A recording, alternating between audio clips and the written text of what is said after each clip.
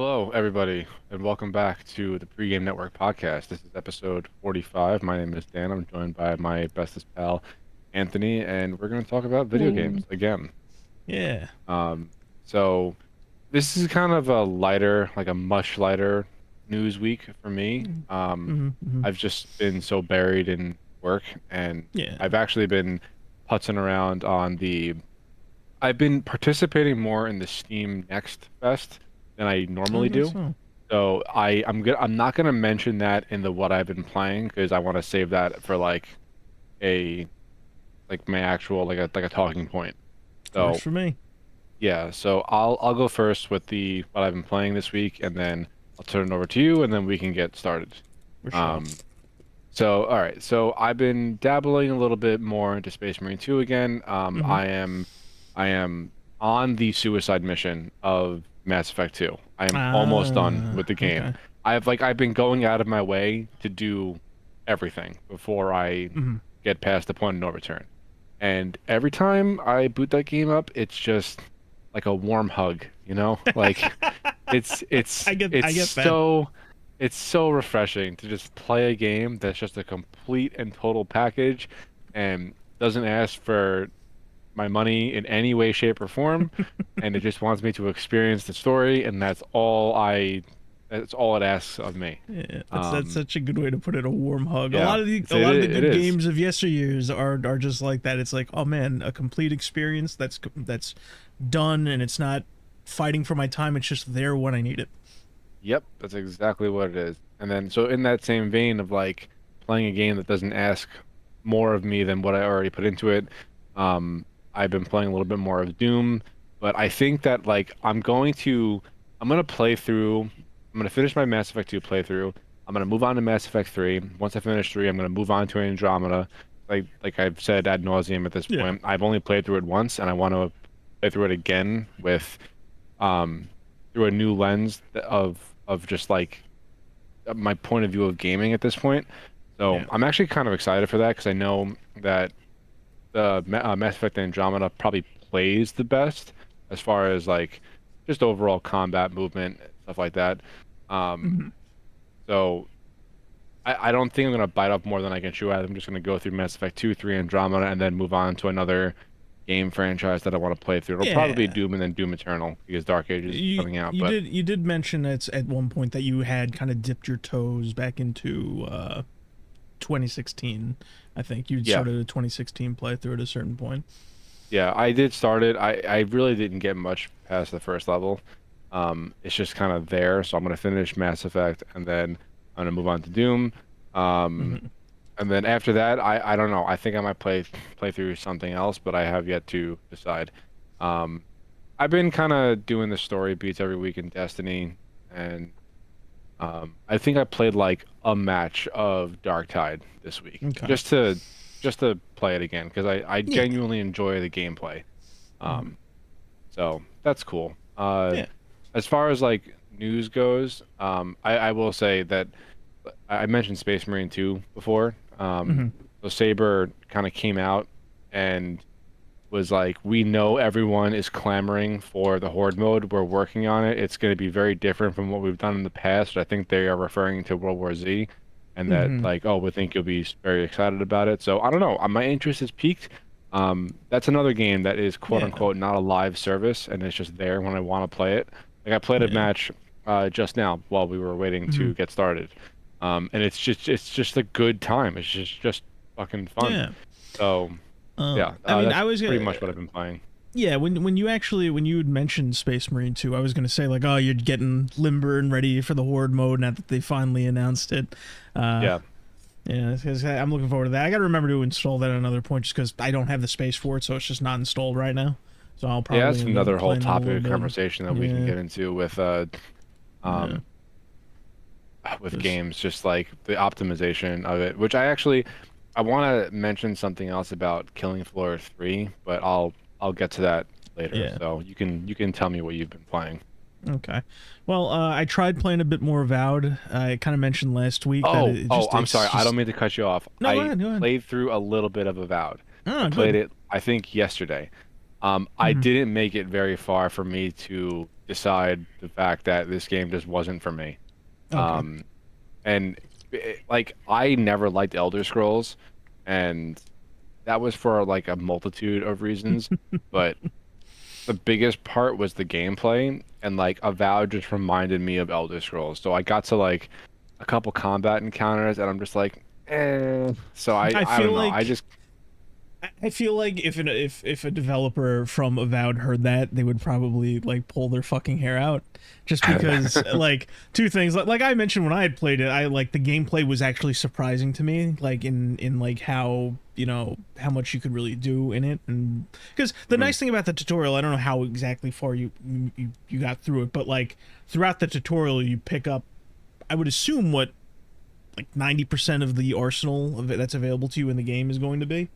Um, and I don't know, it was more varied than I was expecting, and it was a bit more hands on than I was expecting. So that between that and the fact that they've been trying to fight these Elder Scrolls comparisons since they were getting closer and closer to release, I like if just one of them heard that, they would be ripping their fucking hair out. But Um, to be yeah, fair, I don't think I actually gave it like a fair shake, but my issue here is that my attention is split so many different ways between the different games that I really want to sink my teeth into.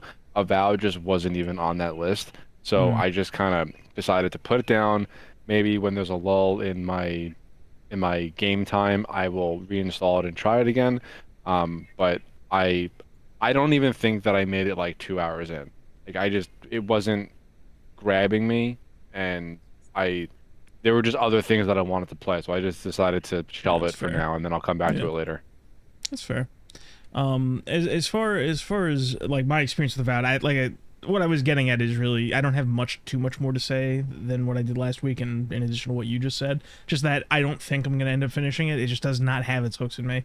I made it a little bit further, and at a certain point when I was going to boot it up again, I think I gave it like 2 to 3 additional shots of varying length and of Okay. playtime, where it's like 10 minutes here, 30 minutes here, 20 minutes here.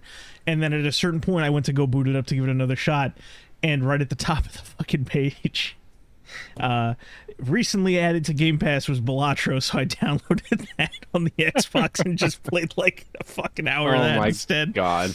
Yeah, so like I've been back into Balatro just because it's on the Xbox now. So I've been Yeah. playing more of that than I care to admit, just because it's to the point where recently I have a TV in my room that's like mounted to the wall that I just haven't been using for anything. Like I use it when I have people over or whatnot, and I've been using that for my Xbox, but it hurts my fucking neck if I do it too long, so it's kind of like a timer. I've just been playing through this massive neck pain because I just can't Oh put my down God. Balatro when I fucking play it. Damn. All right. Yeah, but other than that, I actually haven't. I don't think I played any or much of Marvel Rivals last week. I I'm obviously have happy for my you. yeah. Congratulations. I mean, I only play it when all the guys are available, and we've been trying to, actually bunker down and play some of the pregame network play stuff that we do. So I've been playing Legends of Grimlock still with Luke. We've been playing Kingdom Hearts 2 as a playthrough thing. And then I obviously have my gotcha games, and they have all the events. Girls Frontline, Genshin. I have the fighting Mhm. game, Street Fighter. Uh, During the last 2 weeks, I forgot to mention that last week is there was a beta for a fighting game coming out soon called Fatal Fury, City of the Wolves, which is a sequel I've been really waiting for to a game that came out like 20 years ago. So I Okay. played a bit of that during the beta. Very, very fun game. It is. I'm very worried about it because the netcode in the beta was pretty bad, and Oh that's boy. kind of a death knell for fighting games in particular, because it like people buy it, they can't find a match reasonably, the connection's not so good, and they're out. And it's the annoying Yeah. kind of like finding a match menu lag kind of thing. So it's just I'm worried about it. The gameplay is solid, but the net Mhm. code. They said they're doing a second beta, so hopefully that's nice. So I was playing that, and you know I'm not gonna do a whole thing about it because you said that you wanted to. I think as part of Steam Next, a demo came out for one of the games I mentioned I've been excited for this year called Nitro Express. Okay. Oh yeah, I remember And you mentioning something about that. yeah, it's basically like I don't know what the best game to compare it to is, but it's basically One of those shooters where it's just like a 2D plane. You're walking, you're going to the right, almost like a Metal Slug, I guess is the I was best way I about can to say compare it to. I'm on the Steam store page of it right Yeah. now, and it looks. I was gonna say Metal Slug like right Metal Slug before is you said it. it's probably the closest as far as a gameplay standpoint is concerned. The only difference is I think you there's not too much of this in the demo just because it is a demo, Mhm. but I'm pretty sure you choose your loadout before each mission instead of like collecting power-ups along the way, which you also can. But no, it's a lot of fun. It's scratch an itch that it hasn't been scratched for a while. That just fun shooting, very nice visuals. I like the music. I like the action. There's moves in there I wasn't expecting. Like it's got like a melee, like a melee kick that knocks things back and kicks open doors. There's a roll for you to avoid shit, But other than that, it's just a nice shooter, like an arcade styled old school shooter. And that's pretty much everything I've played. Yeah, All right, a bit more eventful. yeah, I've been finally getting to other games now, so that works. that's nice. Yeah. Cool. Yeah. Yeah, not like I mean, I don't know. We could either jump right into Steam next, or if you want to talk about something else that you have on the docket. Actually, something I would like to touch upon. Um, so Fragit, I mean Fragpunk. Uh, I've been seeing more and more of that game, like it over the past week in particular. And I think I said this to you on the side very recently. Like there are times when I can't tell if it's like a COD skin that of a gun I'm looking at, Mhm. or or or Fragpunk. Like, and that says Okay. more about COD than it does say about Fragpunk, in my opinion. Yeah, that's true. Yeah. Um, but I I'm actually kind of interested to try it out. I one didn't know that NetEase was developing it. Okay. They seem to have rapidly expanded over the past couple years. They have like games in almost every genre right now, and it's kind of nuts. And I guess Fragpunk is their answer to like Valorant or Counter-Strike maybe, but it looks more COD than anything else. Mm. So I and okay, so the reason why I'm interested to try it out is because the guns look they're realistic. The animations are nicely done. They look like they're good to shoot, and that's like half the battle with me in particular when it comes to an FPS game. Um, the card system itself reminds me of Titanfall 1. So that immediately got my attention to an extent. Okay. So I'm curious to try it out. I mean, it's going to be free to play, which is great. So I don't have to. Mm. There's really no investment for me to make because I'm not going to pay $40 for a game like this just to try it out for a couple hours to decide if I like it or not. Yeah. So it like Fragpunk being free is a definitely in the pro column because it looks like good enough where I would give it a couple matches. But I don't know if it's going to be a game that I could sink my teeth into. That'll be decided. I think it comes out on March 6th, so 4 days from now when this is Mhm. being recorded. Um, so we'll see how that goes. And like they've been releasing a bunch of marketing material because it's launching in less than a week. And it's a bunch of stuff about the characters and like it's almost another hero shooter just based upon the different characters that you can play as, but it's also has this giant emphasis on one and done card uses. So like, oh, make the enemy head like 5 times larger so it's easier to land crits, or freeze ammo, or armor piercing, or like slow time, or whatever it is. Like they say that the cards are going to be free forever, which is, great. Yeah. But it's NetEase, so we'll see how much monetization they actually inject in this motherfucker. Um, so I'm kind of interested to try out Fragpunk just because it's free and there's really zero barrier to entry. Um, that's I don't know. That's kind of I guess that's all I really have to say on that front. I don't know if Okay. you've seen anything about this game.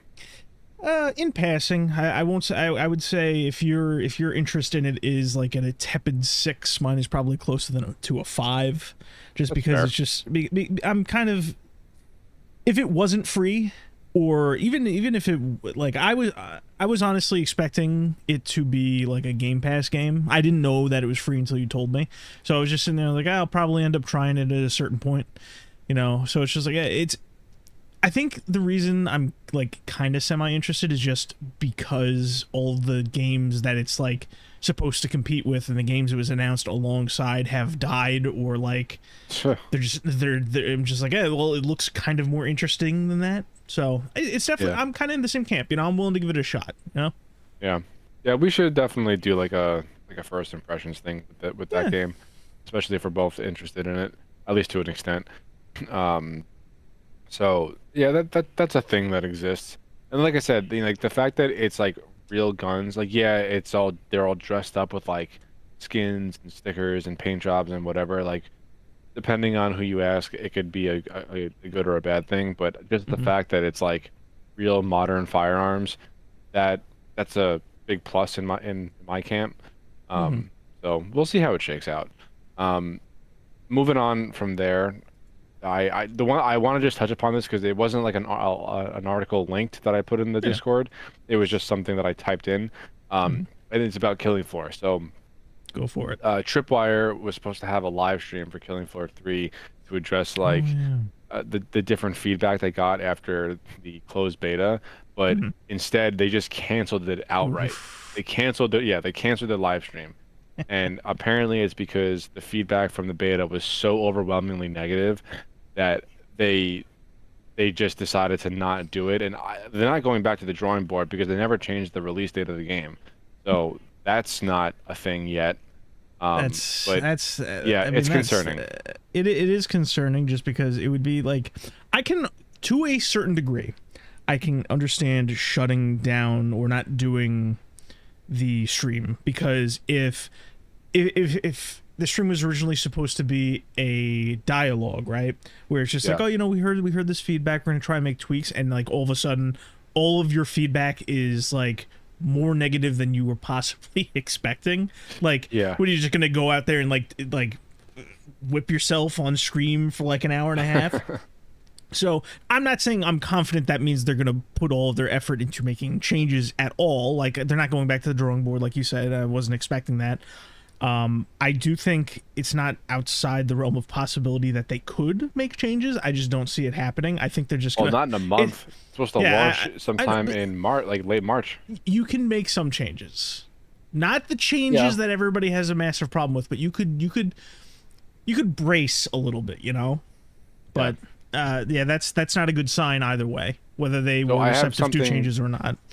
Yeah, I have something else to add on to that. In addition to, so I played the closed beta for Killing Floor 3 as we've spoken about. I didn't think it was really as bad as everyone was making it out to be. I understood the criticisms that it was getting.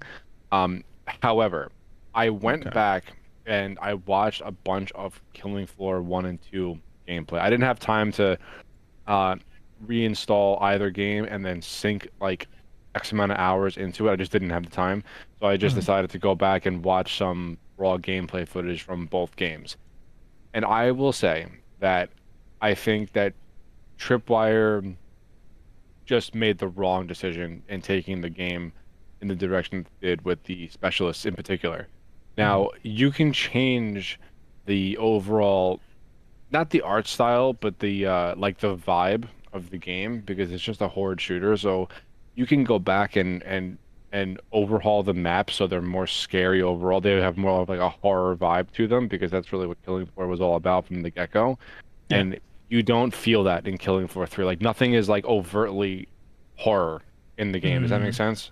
No, yeah, I get that, Yeah. and So I mean, it's like that's something we talked about also. Where I think my takeaway was like, the very first one was like scary, and the second one had elements of horror and it could catch you off guard, but it wasn't as yeah, scary as the first one. The third one feels the furthest removed, where right. it's almost like Doom levels, where Doom obviously has some horror in it, but like you're not really afraid of it mostly, you Right. know? Like cuz like you are the nightmare in the room. Like that's Yes. the whole power fantasy behind Doom. Not so much in Killing Floor, but I understand what you're trying to say. I'll also say the menus in Killing Floor 3 are fucking atrocious compared to Mhm. Killing Floor 2. Like the way that information is delivered to you as the player is it's just too much for like it's the information to graphical UI ratio is way out of whack as opposed to what it was in Killing Floor 2. And they could have done a much better job because it looks like a fucking mobile game, and nobody wants that. Um, so that's a problem, but it's also an easily fixable problem. So that's something that they could definitely get to, get into better shape. But after watching like a ton of Killing Floor 2 gameplay, juxtaposed with me playing the Killing Floor 3 closed beta, um, they have their work cut out for them. I think it's going to be one of those scenarios where like the game is going to launch, everyone's going to hate it, and then 6 months to a year down the line, they're finally going to get it to a place where they keep both like the community is okay with it, and the developers like that was their sort of vision for the game anyway. So, So so, so like a step above Payday 3.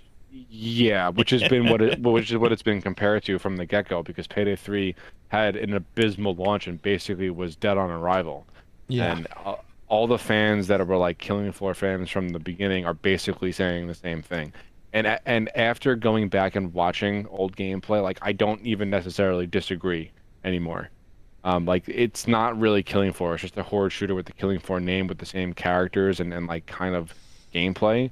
But Hmm. the whole vibe of the game is just not right. Okay. So I really hope they go back and fix it. But I wanted to touch on that because Tripwire canceling their live stream is like a pretty big deal. Um, and they only have like it's the second right now. They have less than 25 days to to make any sort of changes before the game launches. Like what?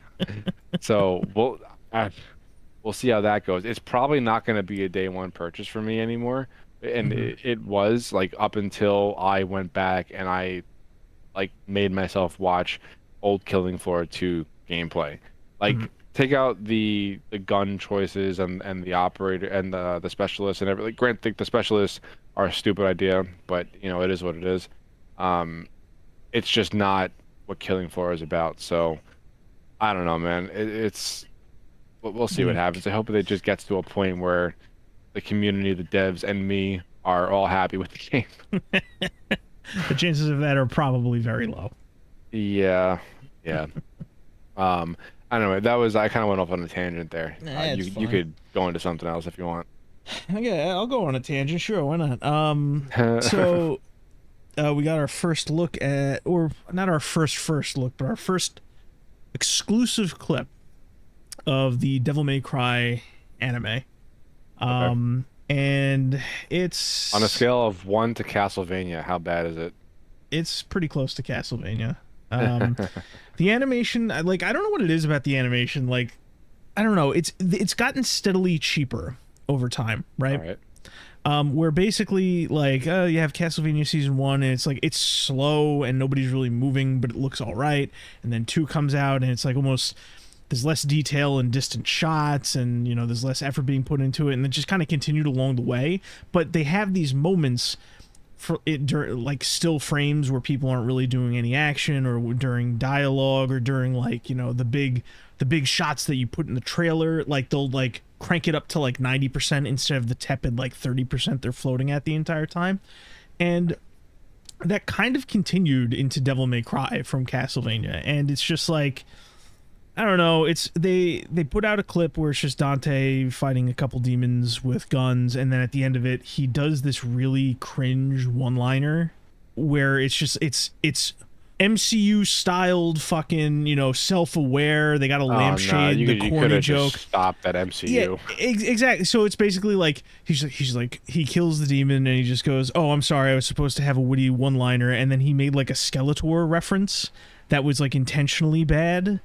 And I'm just like, this Yeah. is just about what I was expecting from the guy that is like spearheading this, because he is one of the biggest posers in the industry. Like he whenever he does like interviews or he does like these videos of him talking about the series that he has control over, right? He's been called out a few times where it's just like, oh, he says he's a huge fan of Berserk, but like his copies of the books that he claims to have read throughout his childhood are still sealed and unopened. It's like, oh, he claims to love Devil May Cry and he played the games on the PlayStation 2, but the costume he's wearing is has elements modeled after the shitty reboot that Ninja Theory did. So he's just a huge poser, and everything about the preview screamed to me surface level. I quickly glanced at like community pages and wikis and memes, and I came up with, this writing. So that's pretty much where him and his writing staff are. And the funny thing about this is that IGN put out a clip, and I commented on it on the BOON social media, and IGN says like, check out this first clip of Dante in the Devil May Cry anime fighting off demons with his iconic pistols.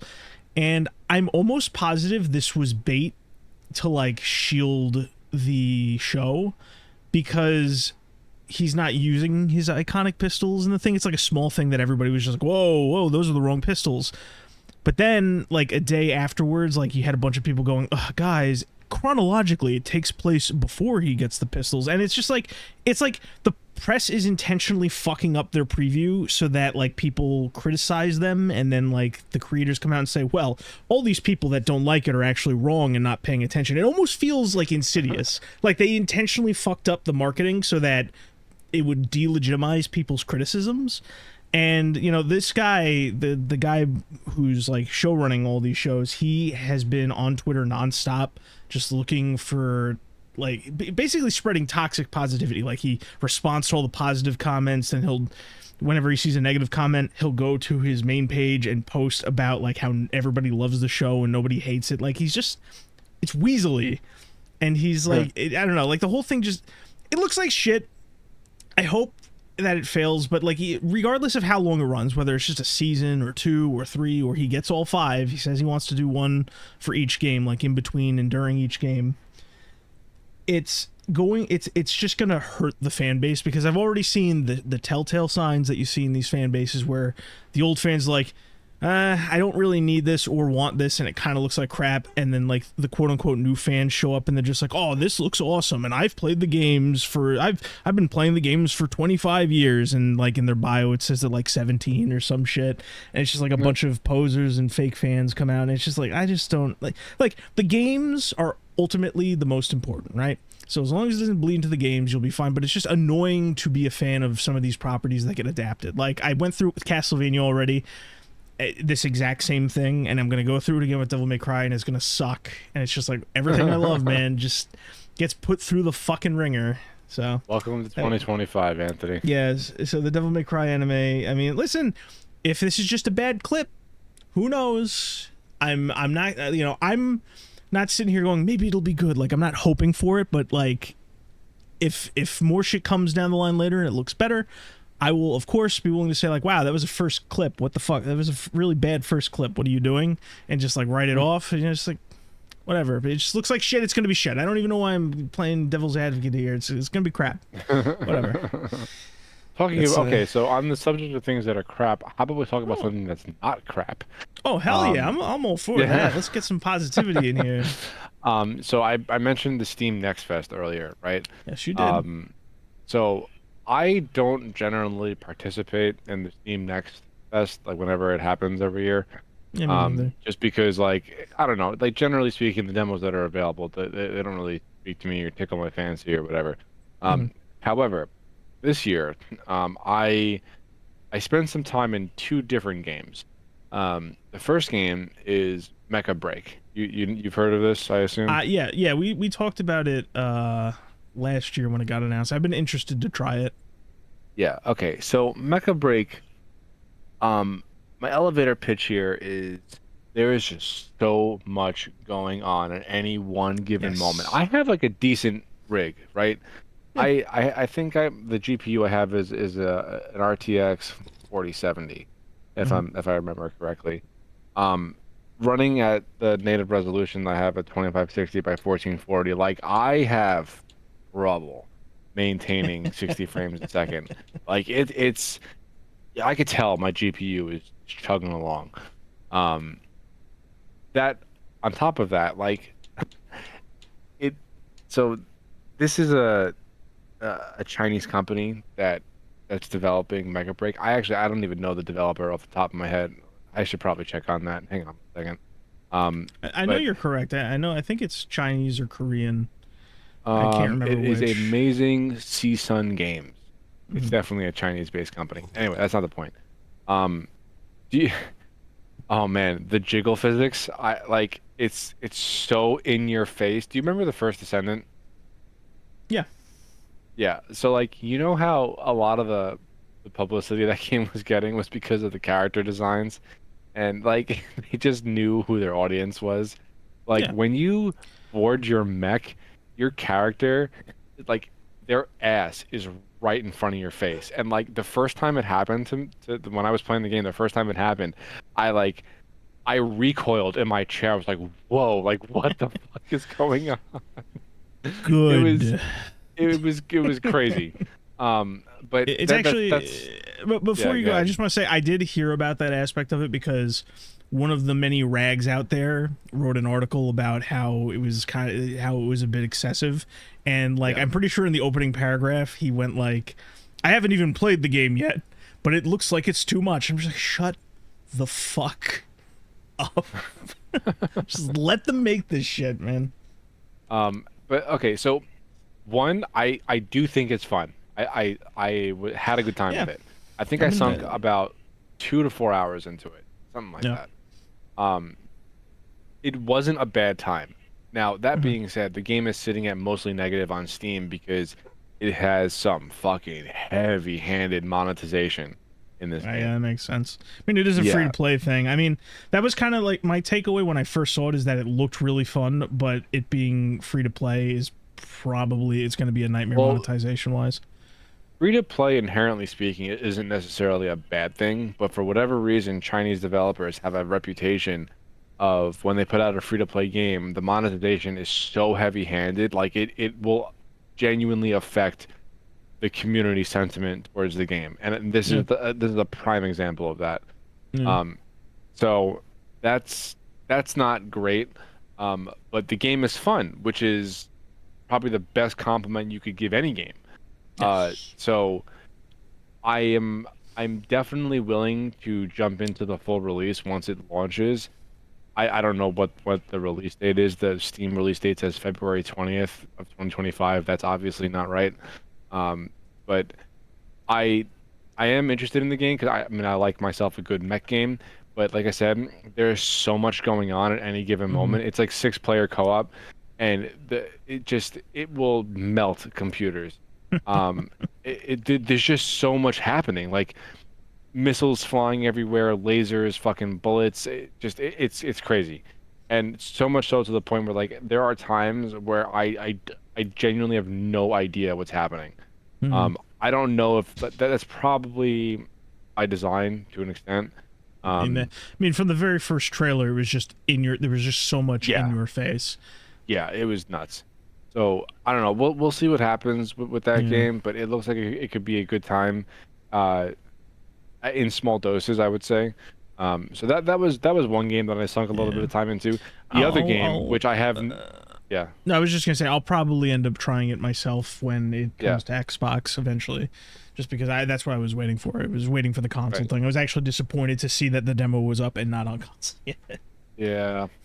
Um, so the other game that I tried that I've sunk, I would say 4 to 6 hours into, that I have nothing but good things to say about is Splitgate 2. That Oh game yeah. is so much fun. Like they're not so it's going to be free to play. Mhm. Um, Based on the demo, there is not any heavy-handed monetization in the game.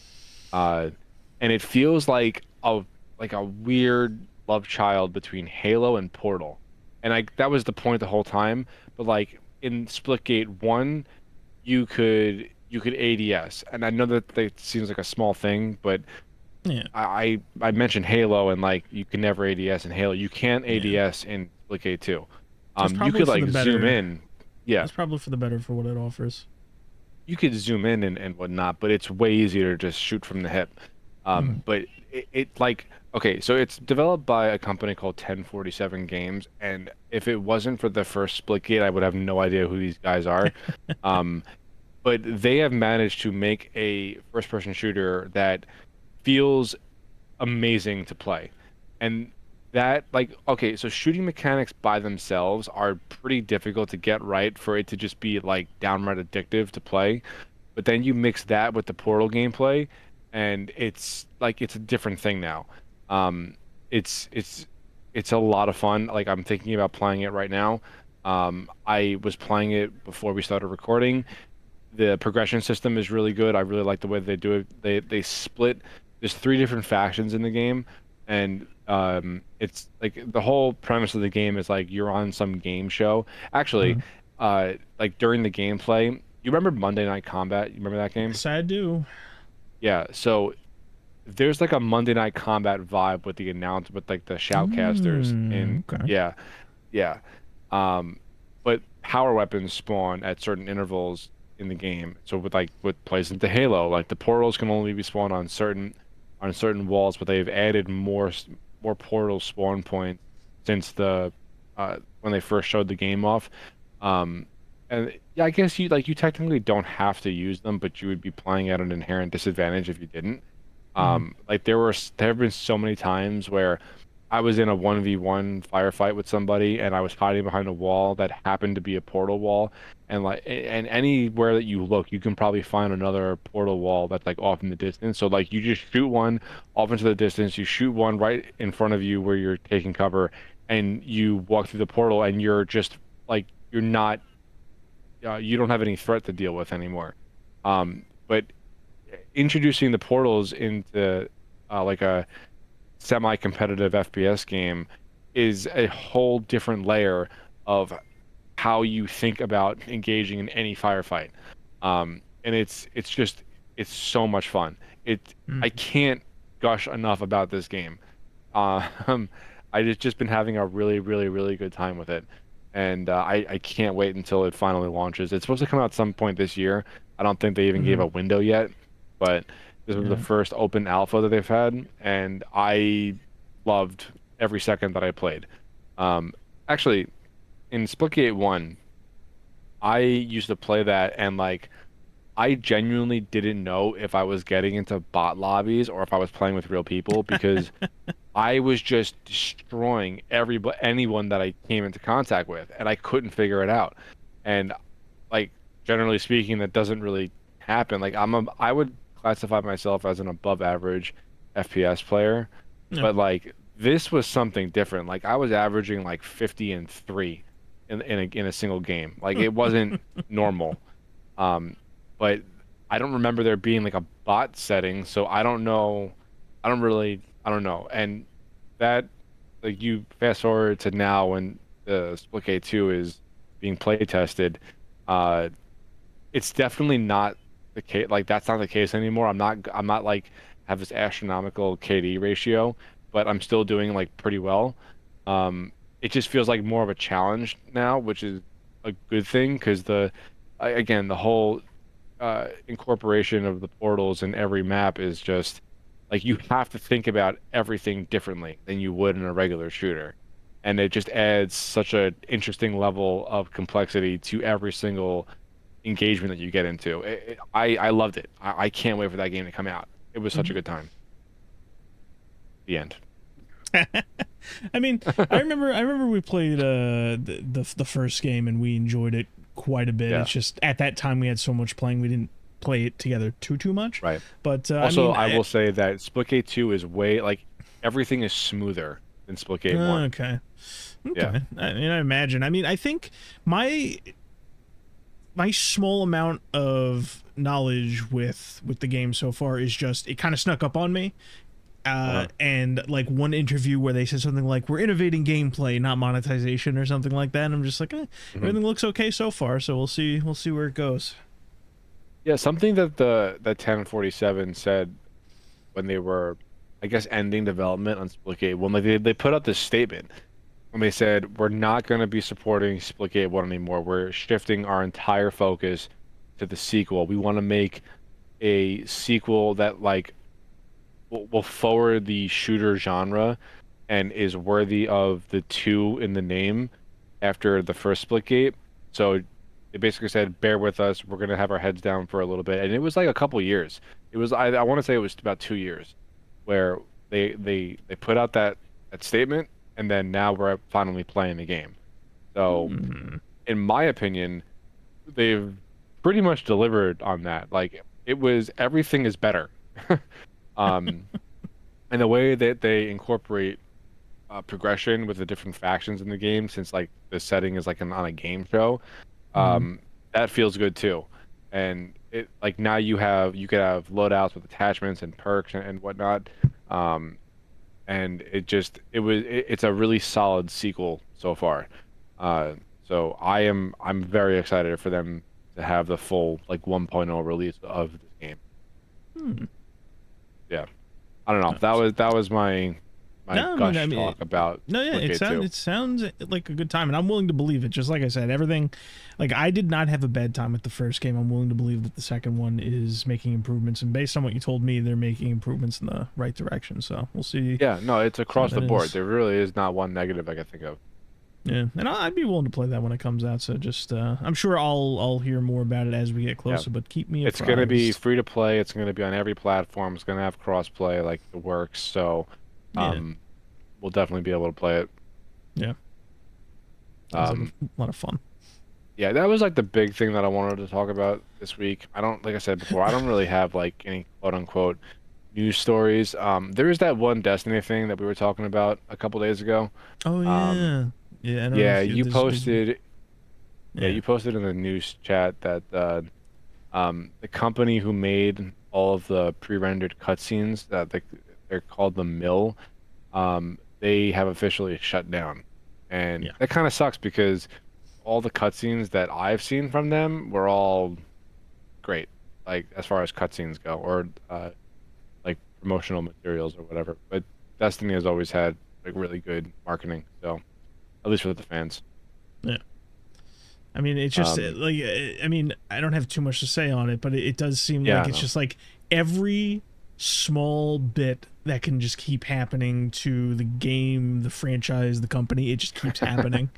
You I know, it's know, just like even the small I shit, know. like oh yeah, you know that guy, that one group we outsourced to like get all the cutscenes is done. It's just done. All Mhm. right. Yeah. Yeah. So there was that, like the VFX studio shut down, and then I posted something after that. Uh, the expansion that was very poorly received, Lightfall, Oh yeah. according to she was a community manager. I think her name was Liana Rupert. Hmm. Um, according to her, the upper management at Bungie wanted that expansion to fail so that they would like the final shape, so the one that came out after Lightfall would have been received better. Which Hmm. I mean, fucking congratulations, you got your wish.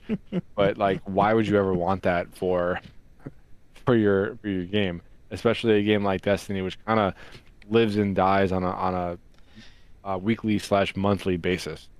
So Yeah, I mean that's one thing that I mean it's not just because it's Bungie and the thing they're going through, but one thing that's always rubbed me the wrong way about just how they handled things at a certain point was like the idea that they would underachieve so that when they actually try, like what people would think about their results would be like higher, you yeah, know? Like that's asinine.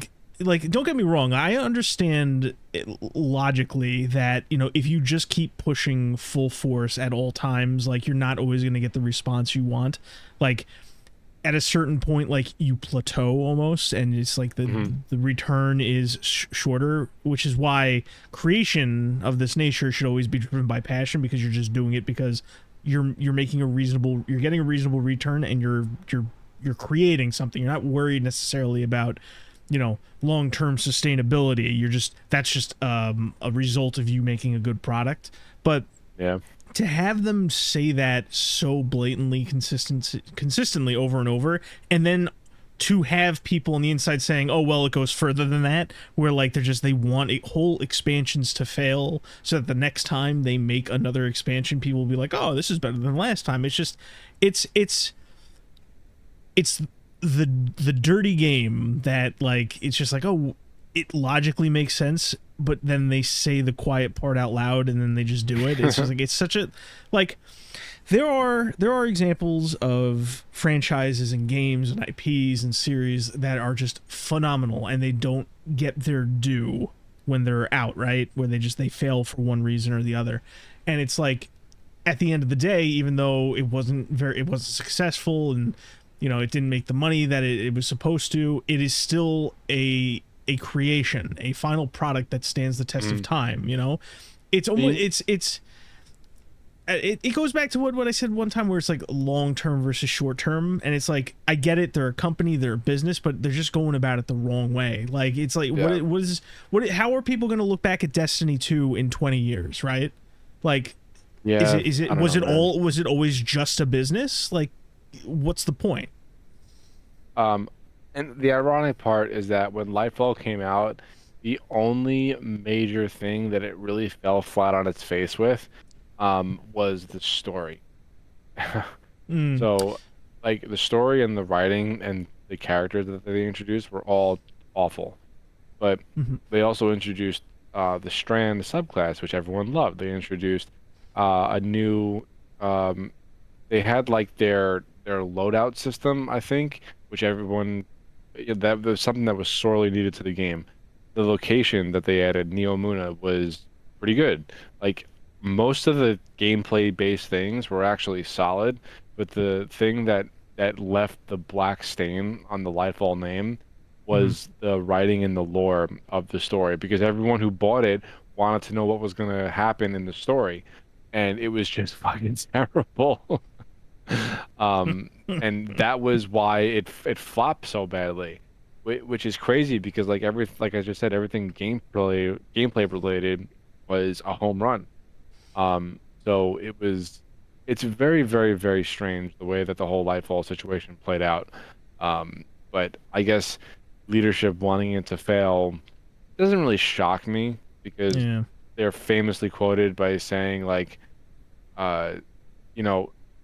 underdeliver and then, actually try the next time. So it's, I don't know, man. This whole thing with Destiny has just been a fucking roller coaster. Yeah, I mean, it just, once again, outside looking in, it just seems like a blend between a roller coaster and a train wreck, Yeah. Yep. So. Yep. I have nothing else Destiny related to talk about, so okay. I'm gonna just say let's move on. Okay. So I actually don't have much else. Period. So I'll just hit you with like a small little funny interaction I saw the other day. You obviously know what Tekken is, right? Yeah, like of course. Fighting game Tekken. Okay, yeah. I mean, everybody does. It's better to double check, right? The guy at the top of the series, he's been with the series since the first game, and I would say he's been leading it since like halfway through the series. Like he started by doing light work and voice work and like being part of the game's creation, but he wasn't the lead from the very beginning. He's just been with the series since the beginning. His name is Katsuhiro Harada, and he's got this air about him, right? Where basically ever since he's taken charge and he's gotten more involved with the community, he's been known for being like a no nonsense, like, tough guy, right? Where it got to the point where it's like where people would ask him for something in the game, or would ask him for information or changes to the game. He came up with this catchphrase, and it's basically something that everybody knows him for, where he basically goes, "Don't ask me for shit," right? And it's over the last year, I want to say, it's kind of gotten to be a bit much, because basically like he has like these mini like freakouts on Twitter now, where it's like occasionally somebody like people like any developer, they'll get mobbed on Twitter or social media with just like anybody, like just hoping to be seen and to have their questions answered, you know, even on posts that are unrelated to it. That's just how it is online. It's not just exclusive to him. That's just how it happens. But occasionally he'll pick out ones to answer to, and it's normally in a very aggressive and hostile manner, and it's been increasing and increasing. The other day, Tekken got a returning character, and she has like an updated design. You know, it's just every now and again, characters go from one game to the other. You get new costumes, new outfits, new moves, you know, just trying to keep it fresh. And that's a whole other topic because it's contentious to talk about with legacy characters. It's a whole other thing.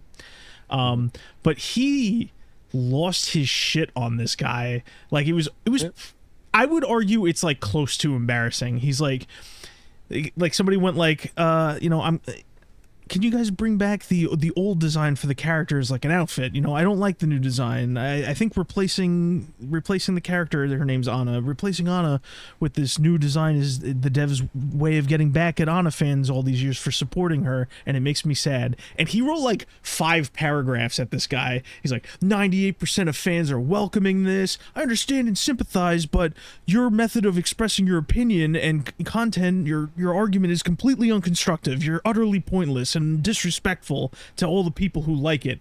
And I'm just like, calm the fuck down, right?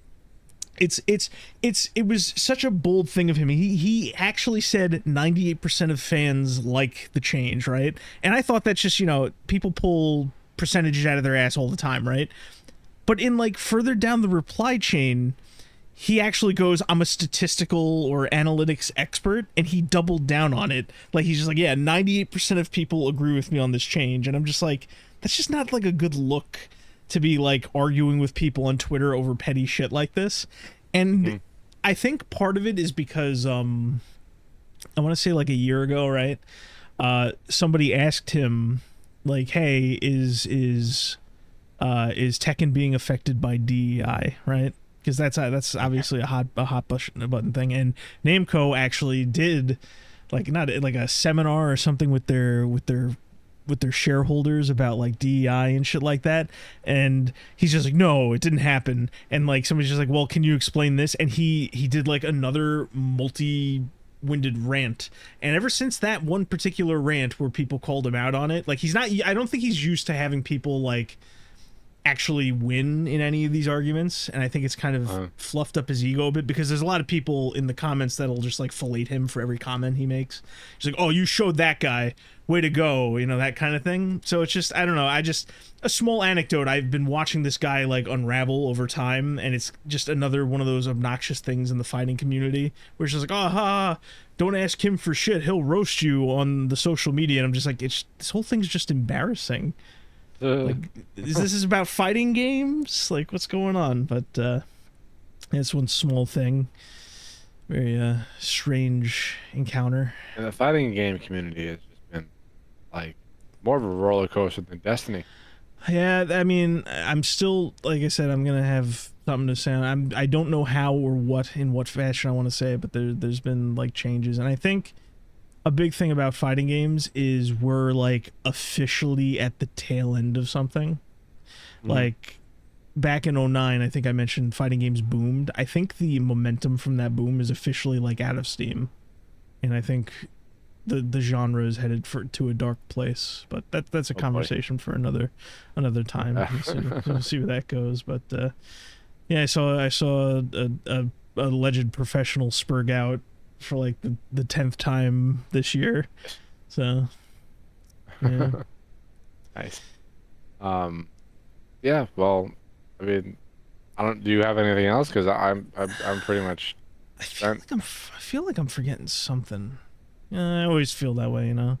'Cause I always feel like there's something you end up forgetting. It's just oh wait, there is one big thing we forgot to talk about. Monolith closing down. Oh yeah. All right, just pull up a little bit. Yeah. Warner Brothers shuts down Monolith Productions, Player First Games, and WB San Diego. Yeah. They're also canceling the Wonder Woman game. Yes. So that's like, I mean, we talked about this a while ago, how Warner Brothers was basically moving to just focusing on 4 IPs, right? Yep. and I'd kind of said, there were some loose ends. I was focusing mainly on player first games because they shut down multiverses, and I'm just like, I don't know what they're gonna do, with the different loose ends. And I guess we have our answer now that they're just closing everything down. I don't even know what Warner Brothers San Diego was doing. I can say that player first games pretty much serves no purpose. I think I mentioned this to you like when Multiverses was officially shutting down, that it was almost like a platform for this one guy to become like a micro celebrity as he worked on this game. It's actually interesting. Before they got shut down, there were rumors they were going to like scramble and try to play catch up and make like a Marvel Rivals competitor with all the IPs they were working on in multiverses. Like they wanted to make some kind of quick catch up competitor with Rivals. I'm just like, that sounded like a disaster waiting to happen.